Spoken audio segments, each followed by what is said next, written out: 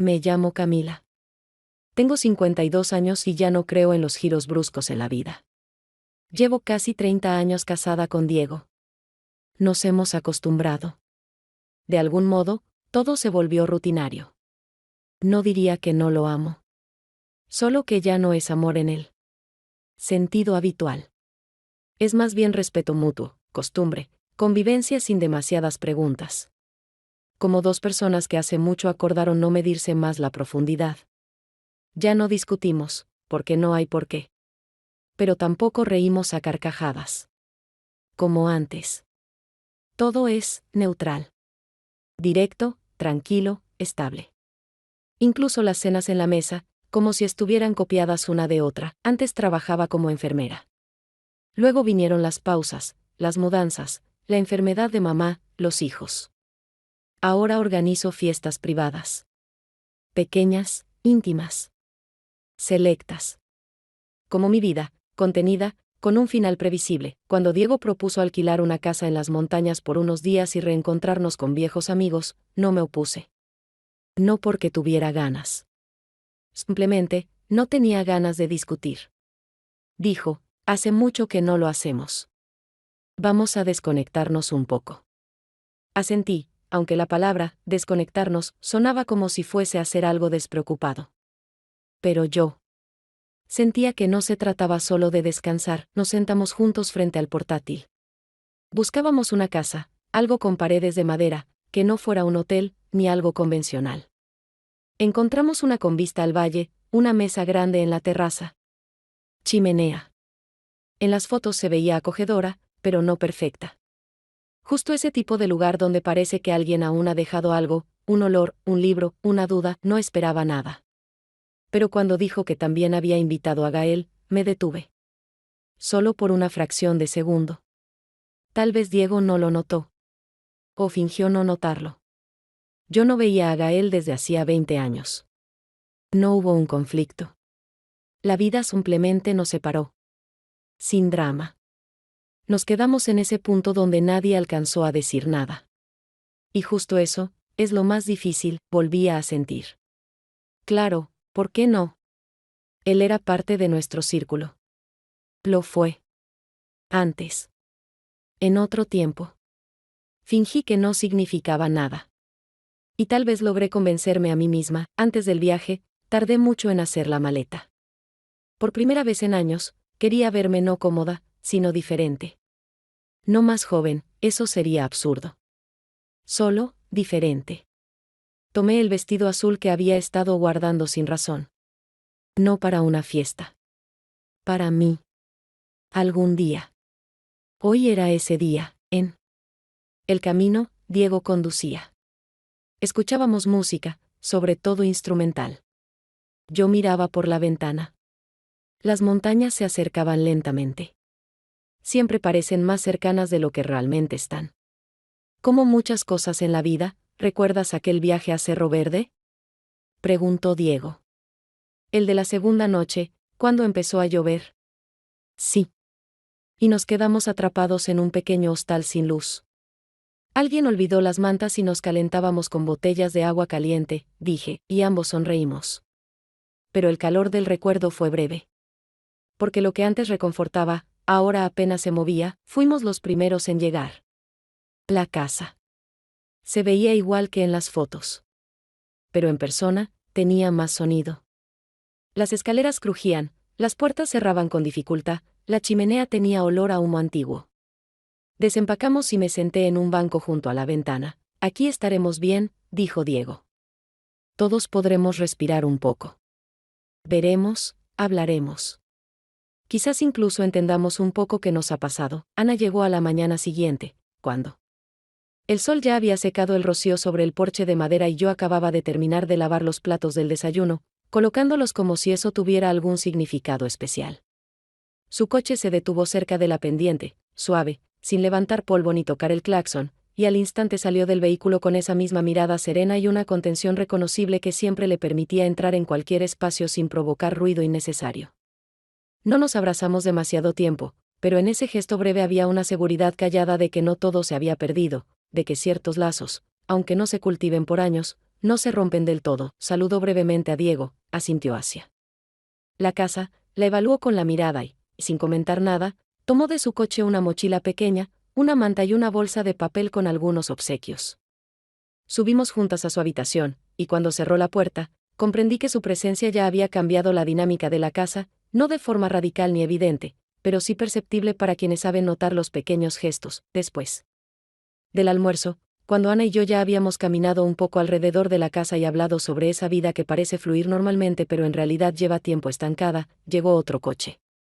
Diego estaba reorganizando la leña en el cobertizo.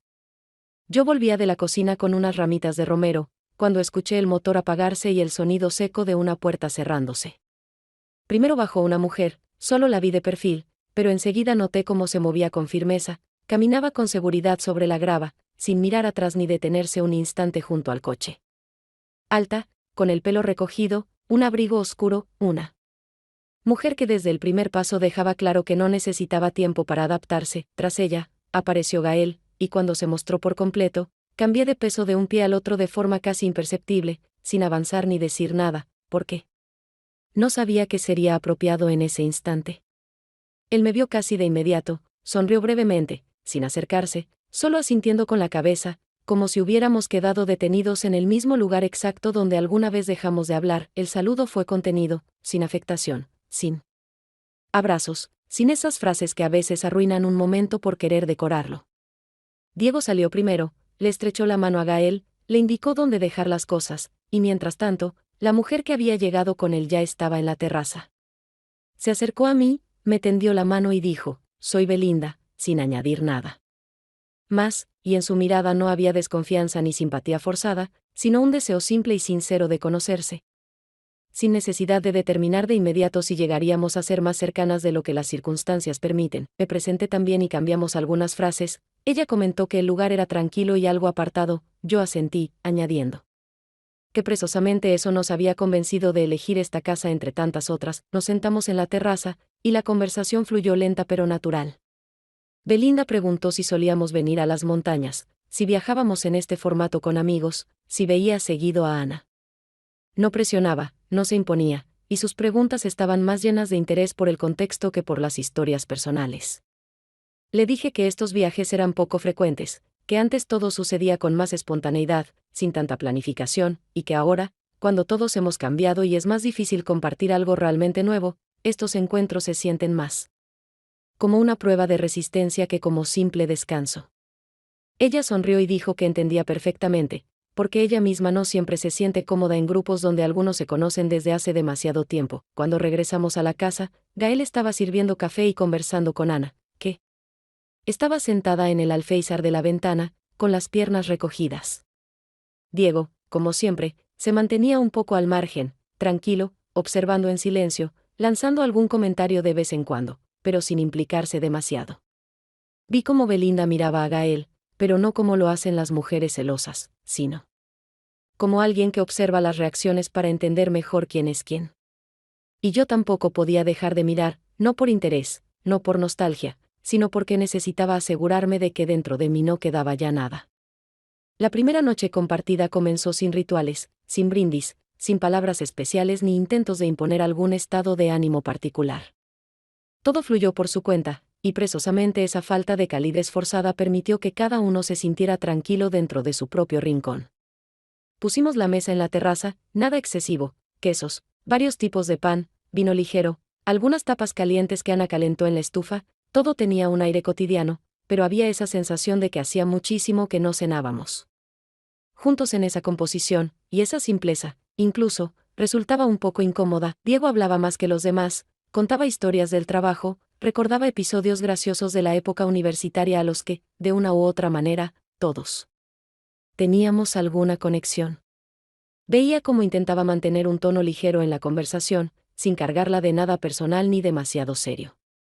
Ana le respondía con bromas, sabía descomprimir los silencios que a veces surgían cuando alguno de nosotros se demoraba demasiado antes de decir algo. Belinda escuchaba con atención, sonreía en los momentos adecuados, pero no intervenía. A mitad de la cena, Ana recordó nuestro viaje a Oaxaca, ese viejo fin de semana en que todo parecía caótico, ruidoso, sin importancia. Pero que ahora, con la distancia del tiempo, se sentía casi irreal. Bromeó sobre el hotel barato con ducha fría y los 3 mochilas perdidas que buscábamos casi en cada café porque alguien siempre se olvidaba algo. Gael, que hasta entonces solo había hablado un par de veces, de repente se enganchó en la historia, con calma, sin apurarse, pero con firmeza, comenzó a recordar detalles que no todos conocían.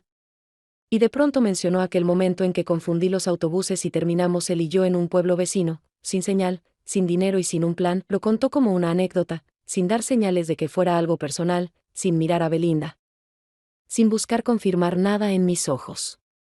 Pero cada palabra suya tenía una dirección concreta, de esas que se sienten en la piel, aunque nada externo parezca moverse. Sonreí como respuesta, un poco más lento de lo que debería, y eso se notó. No solo por mí, Belinda no dijo nada.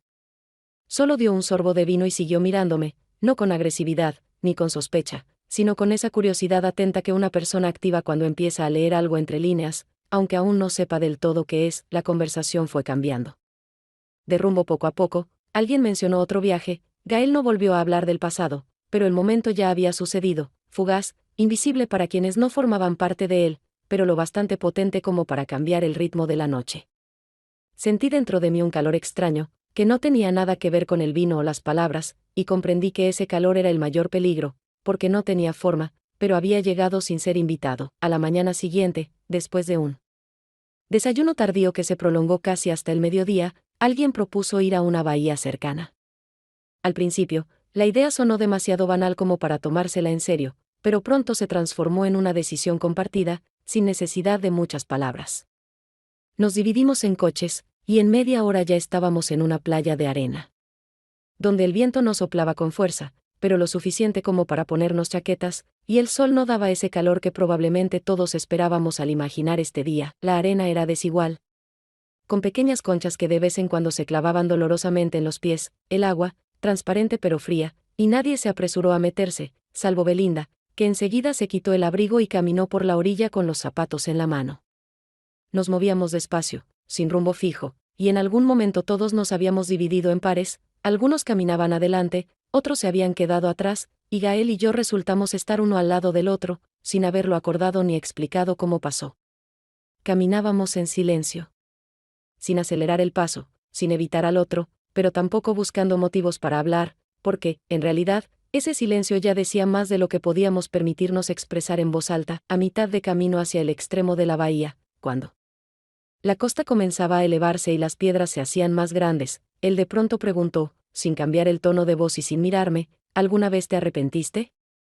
Hice como que no había oído la pregunta, no porque no la entendiera, sino porque sabía que, en cuanto reconociera que ese tipo de pensamientos existen, ya no habría manera de retroceder. Él no repitió la pregunta, no insistió, no trató de explicar a qué se refería, como si le bastara con dejar esas palabras flotando en el aire, con que existieran entre nosotros, aunque no tuvieran respuesta. Seguimos caminando, y esa pausa no se volvió pesada. Simplemente se instaló entre nosotros como una parte natural del paisaje, igual que el viento que bajaba desde las rocas o el olor a algas que se arrastraba a lo largo de la orilla. Sabía que no era un intento de reavivar nada, ni una provocación. Ni siquiera una prueba. Era más bien una señal. Dentro de él aún vivía una pregunta que nunca llegó a cerrarse. Y aunque ambos entendíamos que tocar eso ahora era peligroso, aún así, ese momento era lo más vivo que habíamos sentido en mucho tiempo. Gael no buscó mi mirada, no acortó la distancia, no hizo ningún gesto que pudiera interpretarse como insinuación, pero su presencia tenía algo más denso que la mera cercanía física. Caminaba a mi lado no como quien quiere decir algo, sino como quien hace tiempo sabe la respuesta pero nunca la ha escuchado en voz alta. Y comprendí que en él quedaba ese mismo pulso, no evidente, como amortiguado por los años, pero aún vivo, como un eco que solo se escucha cuando todos los demás sonidos se apagan. Después de la cena, que esta vez pasó casi sin recuerdos ni bromas improvisadas, todos se retiraron a sus habitaciones bastante rápido, sin las pausas habituales junto a la mesa de la cocina o ese café de última hora que alguien solía preparar para alargar un poco más la noche. Yo me quedé un rato abajo, como si revisara si la estufa estaba apagada, si las copas realmente habían sido recogidas, pero en realidad solo quería evitar volver enseguida a una habitación donde todo estaba bien, pero nada era inesperado.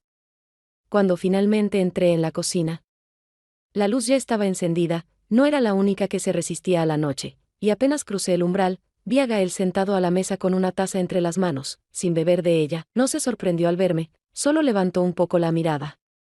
Asintió, como saludan dos personas conocidas que no necesitan explicarse nada, y preguntó si quería té, aunque los dos sabíamos que en ese momento no se trataba de bebidas.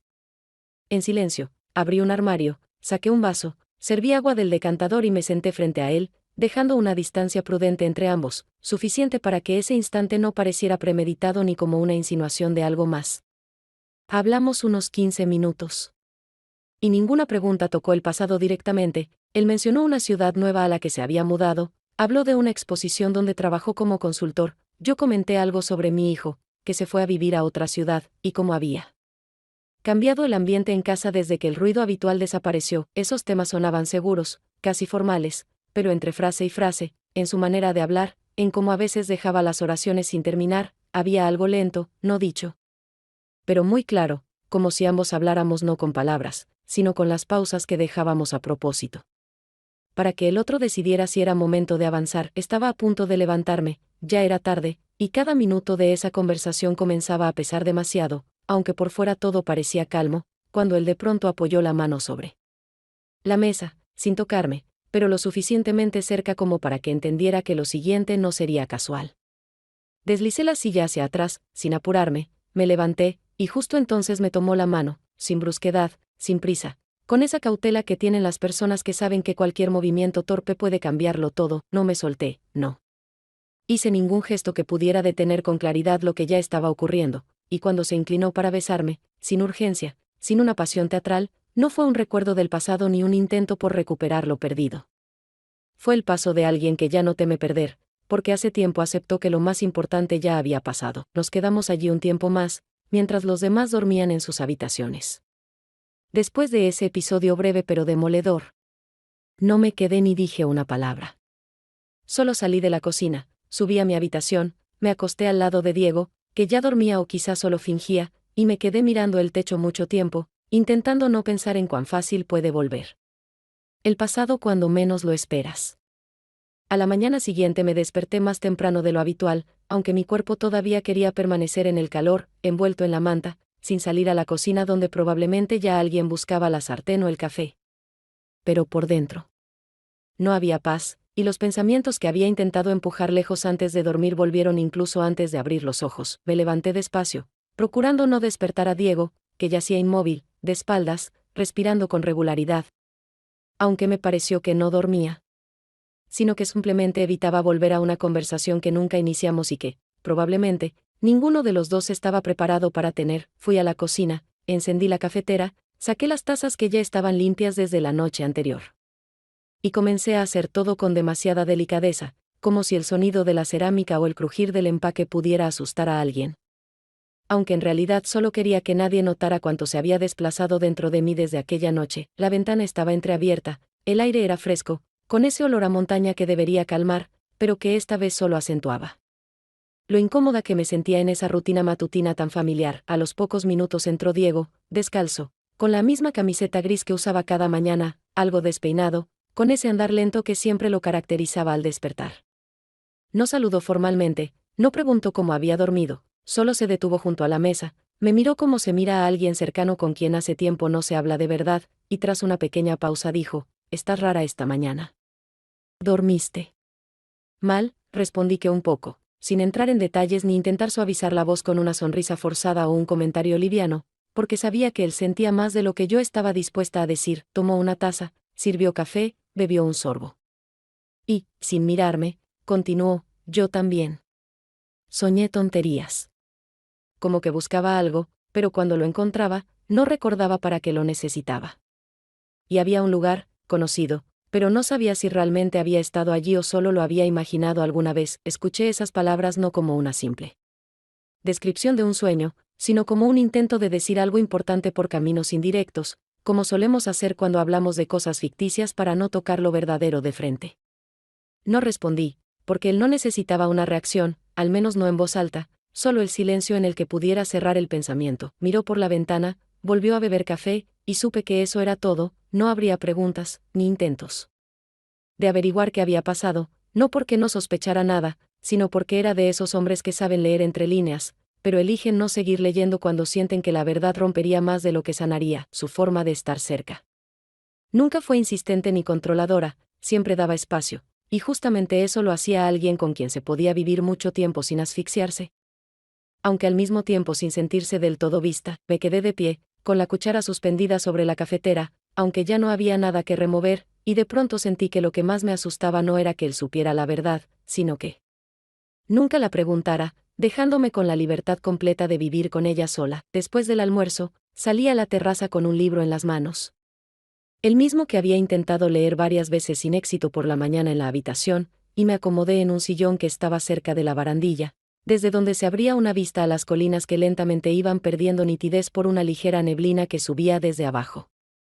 El aire era fresco, pero no frío, así que me puse solo un cardigan liviano y me cubrí las piernas con una manta más por costumbre que por necesidad. La casa se había quedado en silencio, como suele pasar después de una comida abundante. Y algo de vino, cuando cada uno encuentra su rincón para un momento de soledad breve, sin necesidad de acordarlo. En esos momentos, la gente o se duerme, o se abre, no siempre de manera voluntaria, pero siempre de forma verdadera. Leía el mismo párrafo una y otra vez, aunque los pensamientos volvían a palabras no dichas en la mañana, a miradas que se demoraron demasiado y al modo en que el cuerpo cambia cuando recuerda que ya ha vivido algo que no puede repetirse ni explicarse.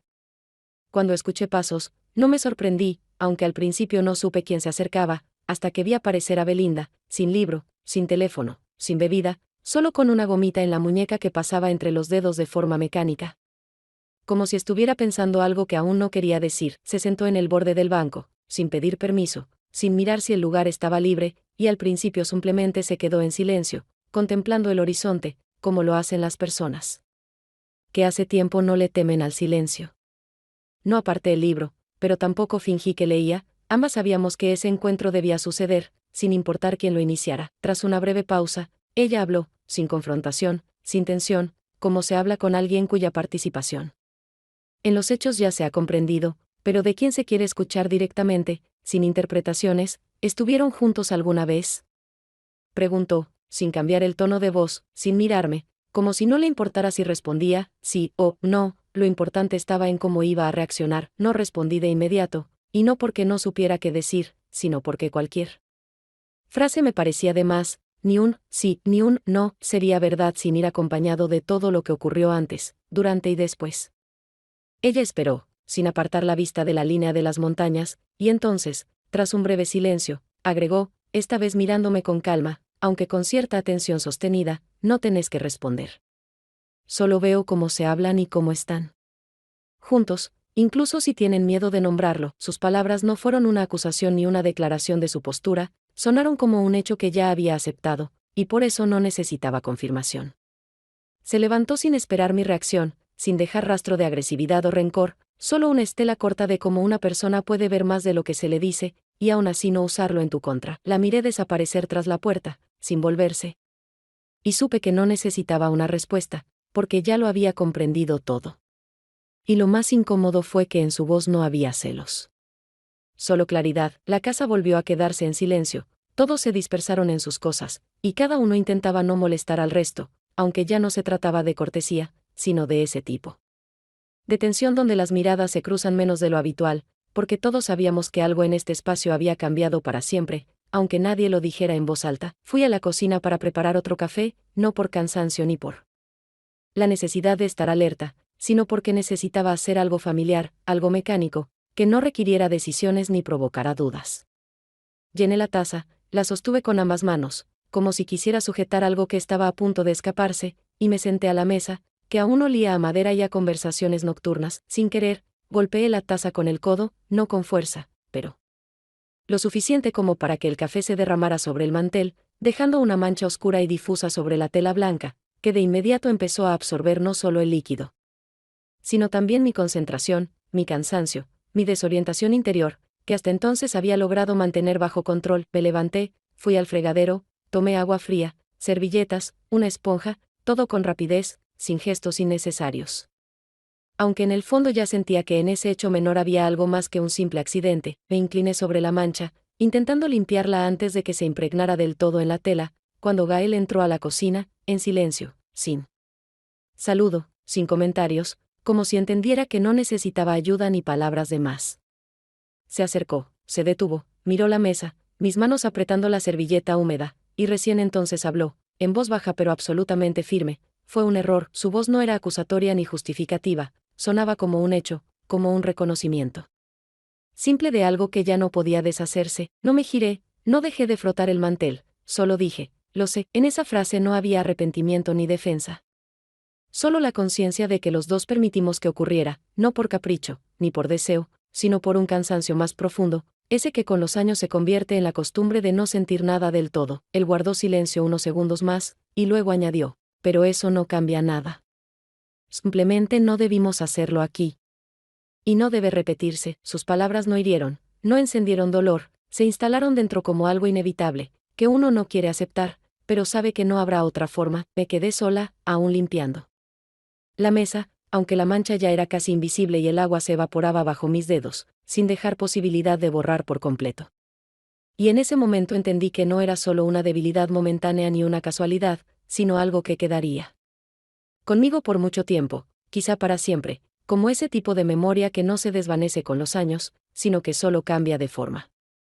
Esa noche no dormí, aunque permanecí con los ojos cerrados, intentando concentrarme en mi respiración, contaba los latidos del corazón, seguía los movimientos de la manta, como si eso pudiera ayudarme a volver al ritmo habitual. Pero con cada minuto sentía que el cuerpo pedía calma, mientras la mente mantenía la tensión, como si aún no se hubiese dicho la última palabra. Escuché cómo crujía el suelo de madera, no bruscamente, sino con ese sonido sordo y suave de alguien que camina intentando no despertar a los demás, y casi de inmediato supe que era Diego. Él solía despertarse a medianoche, iba a la cocina a tomar agua o a revisar si las puertas estaban bien cerradas, a veces simplemente se quedaba junto a la ventana, pensando en sus cosas, y siempre volvía en silencio, acostándose al borde de la cama como si su cuerpo no tuviera peso. Por la mañana me desperté más tarde de lo habitual, porque recién me había dormido de madrugada, cuando afuera ya comenzaba a clarear, y lo primero que sentí fue su mirada. Diego estaba sentado frente a mí, en una silla junto a la ventana, con una taza de café en las manos, y apenas abrí los ojos, me miró con esa concentración callada en la que no había ni enojo ni dolor, pero sí algo que no se podía ignorar. Guardó silencio unos segundos antes de decir, ¿sabes por qué nunca sentí celos de vos? Su voz era tranquila, sin las variaciones habituales que surgen cuando alguien habla de algo que realmente le importa. No alcancé a contestar, ni siquiera a reaccionar, cuando él continuó, sin cambiar el tono, porque siempre te consideré más sabia que todo eso. Pensé que vos veías más allá, que no confundías una huida con una decisión. Y todavía lo creo. Incluso sí, hizo una pausa, se encogió un poco de hombros, y bajó la mirada hacia la taza, terminando la frase en un suspiro. No importa. En ese momento supe que él lo había sentido todo, lo que había pasado entre Gael y yo, o tal vez lo había sabido siempre, incluso sin pruebas. Esa sensación no tenía forma ni un momento exacto de revelación, pero se había instalado en él en silencio, como el polvo que se acumula en los rincones donde hace mucho no se limpia. Sus palabras no eran un intento de entender, ni una invitación al diálogo, ni una búsqueda de culpables. No quería saber más de lo que ya sabía, y justamente ahí estaba su decisión, no romper lo que aún se sostenía, no porque no doliera, sino porque con el dolor se puede vivir, siempre que no haya humillación. No dije nada, porque ninguna palabra podía ser adecuada en esa situación. Ninguna frase podía explicar que yo no había elegido nada, ni había renunciado a algo. Que simplemente sucedió como lo hacen esas cosas que no se planean, pero después no se pueden olvidar. Nos quedamos unos minutos así, en la misma habitación, en la misma casa, rodeados por cosas que seguían en su lugar, aunque todo lo demás se hubiera desplazado. Y supe que él no me había dado un perdón, porque eso exige arrepentimiento, ni una justificación, porque yo no pedí ninguna. Me dio algo más difícil, el derecho al silencio. No fue un gesto de debilidad ni de indiferencia. Al contrario, justamente porque lo había comprendido todo, eligió no destruirlo. Eligió quedarse, sabiendo que algunas cosas ya nunca volverán a ser simples, pero eso no significa que tengan que desaparecer. La última mañana en la casa no comenzó con las conversaciones habituales en la cocina ni con el ruido del menaje que suele acompañar los preparativos para el regreso. Empezó con una especie de sincronía silenciosa, como si todos ya hubiéramos aceptado que no iba a ocurrir nada más, y que ahora solo quedaba recogerlo todo por partes, las cosas, los pensamientos, los restos de lo dicho y lo callado. Y marcharnos en direcciones distintas, sin necesidad de analizar lo que nos había pasado en esos días, nos movíamos por la casa con cuidado, como si no quisiéramos perturbar algo que podía romperse con un paso demasiado firme o una palabra imprudente. Cada uno hacía lo suyo, alguien guardaba la maleta, otro revisaba si no quedaba nada en el baño, y yo doblaba mis cosas con lentitud, con demasiada meticulosidad, porque sabía que en cuanto todo estuviera guardado, tocaría despedirse. No estaba segura de querer hacerlo en voz alta. En la cocina, donde por última vez nos reunimos todos, reinaba un silencio que no ocultaba nada, pero tampoco explicaba, el silencio de las personas que ya no intentan fingir que entre ellas no ha cambiado algo. Bebíamos café sin hablar, cada uno inmerso en sus propios pensamientos, alguno con la mirada puesta en la ventana, otro contemplando su taza, como si buscara en los restos alguna respuesta sobre cómo comportarse después. Belinda fue la primera en decir que ella y Gael debían partir, y aunque era un momento esperado, igualmente provocó una oleada de resistencia interna, porque lo definitivo siempre llega cuando ya no hay forma de detenerlo. Se despidió de todos con corrección y sin excesos, sin frases grandilocuentes ni gestos que pudieran crear una ilusión de cercanía donde no la había. Sus abrazos fueron precisos, breves, y sus palabras, las justas, las que se dicen cuando no se quiere dejar espacio para conversaciones futuras. Ana le respondió con un gesto de cabeza, Diego les deseó buen viaje, y todo se desarrolló con naturalidad, casi como un trámite, aunque por dentro, cada uno lo sintió de forma distinta. Cuando Gael se acercó a mí, primero abrazó a Ana, luego estrechó la mano de Diego, y recién entonces, sin prisa, dio unos pasos más, dejando atrás unos segundos de silencio que de repente se volvieron muy ruidosos. No dijimos nada importante, no intercambiamos insinuaciones ni intentamos congelar un momento que ya no podía repetirse. Me abrazó con calma, un poco más largo de lo que habría sido adecuado en esa situación, y eso bastó para que ambos entendiéramos, no hacía falta más. Todo ya se había dicho antes, en otros gestos, en otras pausas, en otras noches. Cuando su coche desapareció en la curva, me quedé unos segundos en el mismo lugar, sin moverme, como esperando que algo regresara, que algo cambiara. Pero no pasó. Al volver a entrar en la casa, nadie dijo nada enseguida. Cada uno se ocupó de algún detalle, alguien dobló una manta, otro sacó la basura, alguien más revisó de nuevo los enchufes, y comprendí, esa había sido justamente la clase de despedida que ocurre entre adultos, sin llantos, sin frases definitivas, sin drama. Solo con la clara conciencia de que algo pasó, pero se quedará con cada uno por separado. Cuando regresamos a casa, no sentí que algo hubiera terminado ni que fuera posible volver por completo a lo que habíamos dejado antes del viaje. La realidad a la que volvíamos ya no era la misma que habíamos dejado al partir. El camino de regreso transcurrió en silencio, no por cansancio ni por indiferencia, sino porque cada uno estaba sumido en sus propios pensamientos. Y en ese silencio no había vacío, sino respeto por aquello que aún necesitaba tomar forma dentro de nosotros. Diego conducía con atención, no encendió la música, no preguntó si estaba cómoda, no giró para buscar mi mirada, simplemente manejaba, dejando atrás kilómetros de montañas, curvas, árboles, señales silenciosas y un camino que ya no llevaba a ningún lugar donde algo pudiera volver a pasar. Al entrar con las maletas al departamento, reconocí el olor familiar, un poco a café, un poco a polvo, un poco al encierro de unos días sin movimiento, y comprendí que todo estaba exactamente como lo habíamos dejado, las ollas en su sitio, las toallas dobladas en el baño, las tazas en el escurreplatos, la luz del pasillo, que siempre se encendía al segundo intento. Empecé a desempacar no porque tuviera prisa, sino porque necesitaba ocupar las manos, camisas, pijamas, suéteres, el neceser, la caja de medicamentos que quedó cerrada porque ninguno de los dos se enfermó. Colocaba todo en silencio, metódicamente. Como si eso pudiera aliviar la tensión, aunque en realidad solo subrayaba el contraste entre lo que había dentro de mí y lo que afuera no había cambiado en absoluto. Diego salió del baño. Luego trajo una bolsa con pan, fresco, aún tibio, porque, como descubrí, de camino a casa se había detenido en nuestra panadería favorita, y la puso sobre la mesa frente a mí, sin decir nada, como si con ese gesto quisiera expresar más de lo que podrían decir las palabras, que en ese momento habrían sonado forzadas o prematuras. Le di las gracias sin mirarlo y le puse un plato delante, sin preguntarle si tenía hambre, porque en esta casa hace tiempo que nos entendemos sin aclaraciones. Comimos en silencio, despacio, sin apuro, sin llenar el espacio con conversaciones sobre el viaje, el clima o los planes para la semana. Porque ya nada de eso cambiaba lo esencial. Y justamente por eso, ese silencio me pareció más honesto que cualquier ¿cómo estás? O ¿y ahora qué? Miraba mi taza, el pan de siempre, que habíamos comido tantas veces antes, y pensaba que, a veces, lo más aterrador no es la traición, ni el conflicto, ni siquiera el final.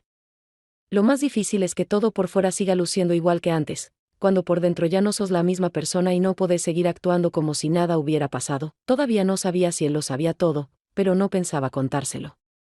No por miedo ni por culpa, sino porque narrarlo no cambiaría la esencia de lo ocurrido, solo haría que lo que me pertenece por dentro se entregara hacia afuera sin necesidad. Y entendí que, tal vez, la verdadera fidelidad no está en no cometer errores, ni en una conducta intachable, ni en resistir todas las tentaciones, sino en quedarse cuando ya tendrías todas las razones para irte. Esa casa nos recibió sin preguntas. Como siempre. Y aunque todo a nuestro alrededor parecía otra vez habitual, yo ya no me sentía completamente dentro de ella, no porque quisiera escapar, sino porque sabía que una parte de mí se había quedado allá, entre las montañas. En aquella cocina, donde un solo beso no cambió nada por fuera, pero desplazó algo por dentro para siempre.